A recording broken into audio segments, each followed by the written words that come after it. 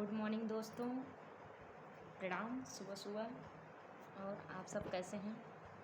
आशा करती हूँ आप लोग बहुत अच्छे होंगे। क्योंकि और तैयारी कैसे चल रही है आप लोगों की? हिंदी टीजीटी की बात कर रहे हैं। सुनाई तो पड़ रहा है वैकेंसी अब यही अगस्त फर्स्ट वीक से फॉर्म डाला जाएगा।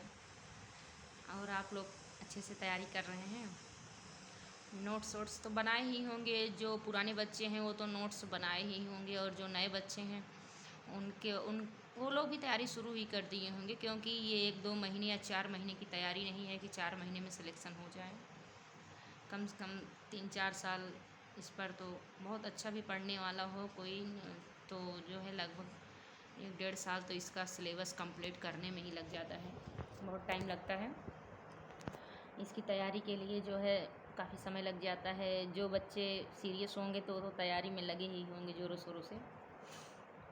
और मैं कहना चाहती हूँ, हमने जो नोट्स प्रोवाइड किया है उसको आप देखकर नोट्स बना सकते हैं। क्योंकि वो अशोक स्वामी से ही हमने नोट्स बनाए हैं। अशोक स्वामी जो हिंदी संसार ऑनलाइन जो है कोचिंग हम लिए थे, उसी से हमने नोट्स तैयार किया है। एक एक पॉइंट जो है उस पर हेडिंग टू हेडिंग लिखे हैं, वही हम आप लोगों को दिखा रहे थे कि ताकि आप लोग भी इससे मोटिवेट होकर या मतलब नोट्स बनाए ताकि रिवीजन करें। बार बार रिवीजन करेंगे तभी ये जो है याद होता है। क्योंकि रचनाएं याद करना थोड़ा कठिन हो जाता है, जैसे उपन्यास, विधा, कहानी, संस्मरण, रेखा चित्र और जो है यात्रा साहित्य। अगर आप इसको याद करेंगे तो बहुत जल्दी याद नहीं होता है। बार बार पढ़ना पड़ता है तब जाके याद होता है।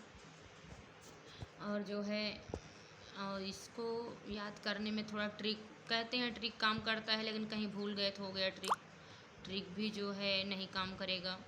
तो इससे अच्छा है बार बार रिवीजन किया जाए और उस पर प्रैक्टिस किया जाए, तभी याद होता है।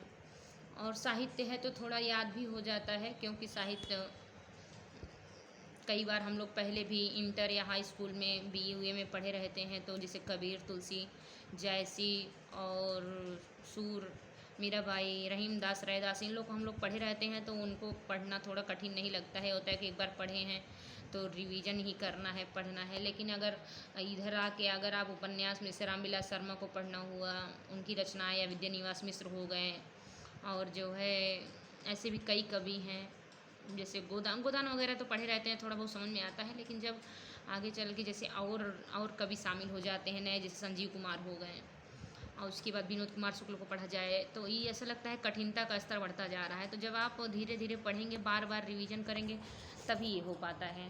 तो इसके लिए हमको जो है रिवीजन की आवश्यकता पड़ती है, तो पढ़ना ही पड़ेगा। जो नोट्स आप बनाए रहते हैं, नोट्स से ही अच्छी तैयारी हो जाती है। वैसे नोट्स खुद अपने हाथ से लिखिए, क्योंकि जब आप अपने हिसाब से लिखेंगे तो समझ में ही आता है कि कैसे पढ़ना है, कैसे नहीं पढ़ना है।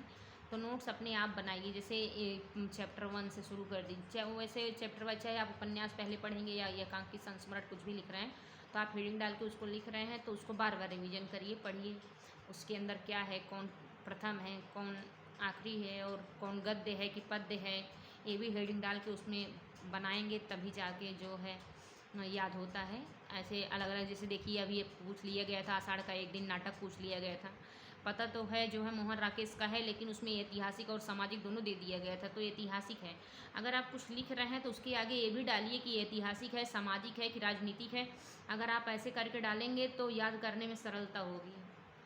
और जो है और अच्छे तरीके से बार बार पढ़ना ही पड़ेगा, कुछ भी हो जाए, अब चाहे जो हुआ, इसको पढ़ना ही पड़ेगा। लगातार जब पढ़ेंगे 2-3 घंटा एवरीडे, जब आप इस पर काम करेंगे तो याद होता जाता है धीरे धीरे करके। चलिए ठीक है। और काव्य शास्त्र की भी बात कर लें तो काव्य शास्त्र में भी जो है कथन उसमें रहते हैं, तो उसको भी याद करना होता है। या रस साहित्य से, रस से पढ़ेंगे तो रस है, अलंकार है, और जो है छंद है। उसके बाद जो है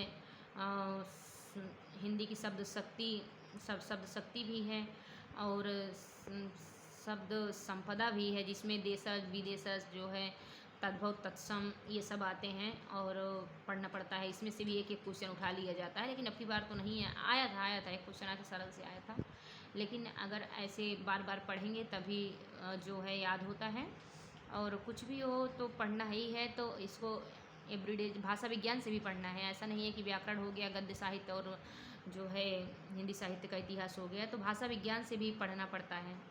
अगर आप उसको अच्छे से पढ़ रहे हैं तभी जो है आपको याद होगा। भाषा विज्ञान भी समझ लीजिए कितनी भाषाएं हैं, कौन कितना माना है, उपभाषाएं, अवभाषाएं, बोली भी उसमें शामिल करना पड़ेगा, कौन कौन कितना माना है, क्या है, कैसे है, आगे पूरा विस्तृत व्याख्या सहित। जब तक आप बुक पढ़ेंगे नहीं तब तक सोचिए कि सिलेक्शन होना नामुमकिन रहेगा, क्योंकि आपको मतलब मुश्किल है थोड़ा, लेकिन करते करते अभ्यास हो जाता है तो याद हो जाता है। बार बार जब करेंगे तो लगभग इसमें बार बार रिवीजन करते रहेंगे तो याद हो जाएगा।